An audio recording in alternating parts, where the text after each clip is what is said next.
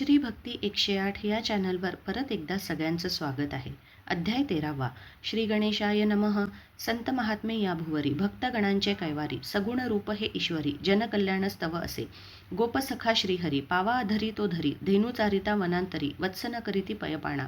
करी आता कृपादान कोण मज तुझ वाचून देई मज अवधान सेवा कार्य हे कराया. कुणी सज्जन कुणी दुर्जन कुणी नास्तिक भाविक जन मठा कारणे जमविती धन सद्गुरु चरणी भाव असे. गजानन थोर संत लीला त्यांच्या अघटित येईल जे मनांत तेच करुनी ते दाविती. तेजोमय दीनवणी गजानन कैवल्यदाणी तिमिरा घालवुनी प्रकाशमय अवनी करीत असे. समर्थ बसती ज्या ठाई परकोट उभारून तो होई अन्नछत्र पाणपोई तया ठाई नित्यची. सद्गुरु पाहती काज सोहळा पाहावया आज शेगावी जाता सहज पाहावया मिळत असे आपणासी. भक्तगणांच्या जे मनी तेच आले सर्व घडोनी सहाय्य केले सरकाराने ज्या ज्या परी गरज भासे.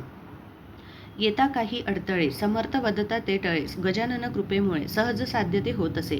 इथे होती चमत्कार घडले काही जे प्रकार केले असती सादर संत वचना मानुनी.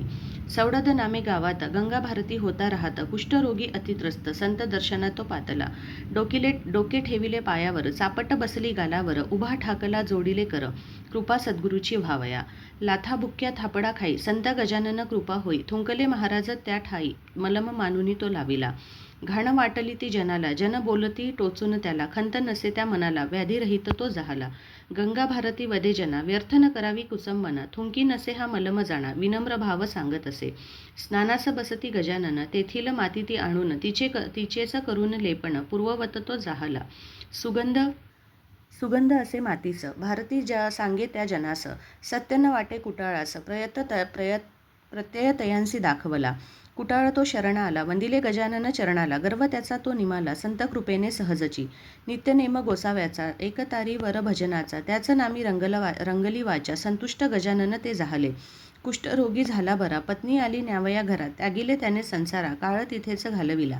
अनेक भक्ता कितीतरी चमत्कार होती नानापरी लिहावे ऐसे वाटे जरी ग्रंथ वाढेल त्या कारणे. रोगसाथीचे जरी येती गजानन तया निवारिती मनी असता श्रद्धा भक्ती कल्याण तयाचे होत असे. धरी मनी शुद्ध भाव कृपा करी सद्गुरु राव स्थान पूज्य शेगाव विदर्भ पंढरी सत्य जाणा. रोगसाथीचे येती गजानन तया निवारिती मनी असता भक्ती दर्शना जाती जन शेगावी.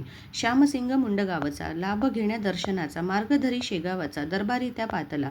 चरणावरी ठेविला माथा वदता झाला सद्गुरुनाथा. मुंडगावी चालावे आता इच्छा ममही पुरवावी. महाराज ग्रामी त्या जाती चतुर्दशती रिक्त तिथी अन्नदान करावे चित्ती बेत तयाने ठरविला. महाराज वदती पौर्णिमेला जेऊ घाली सर्वाला न मानिती वचनाला सिद्धता ती जाहली. भोजनासी जमले जन पात्रावर वाढले अन्न आकाश ते आले भरून मेघ गर्जना जाहल्या. वर्षा झाली जोरदार अन्नाचं केलं मातेर श्यामसिंगती तो लाचार शरण गेला गजानना. झाला दुसरे दिवशी प्रसाद मिळाला सर्वासी संतोष पावला मानसी कृपा प्रसाद लाभला. मुंडगावाचा पुंडलिक भाकरे नावाचा भक्त एक असे अति भाविक वारी शेगावची नित्य करी. वारीसी जाता ज्वर आला रस्त्याने ना चालवे त्याला आळवी मनी सद्गुरूला ग्राम शेगाव ते गाठले. गजानना घातले दंडवत पुंडलिक होई व्याधीरहित आनंदले त्याचे चित्त गंडांतर टळले खचितची. इति श्री गजानन महात्म्य त्रयोदशाय समाप्त. अध्याय 13वा. श्री गजानन चरणी समर्पित. बोला गजानन महाराज की जय. गणगण गणात बोते. पुढील अध्याय 14वा ऐकण्यासाठी कृपया श्री भक्ती 108 या चॅनलला लाईक शेअर आणि सबस्क्राईब करा. गणगण गणात बोते. जय गजानन.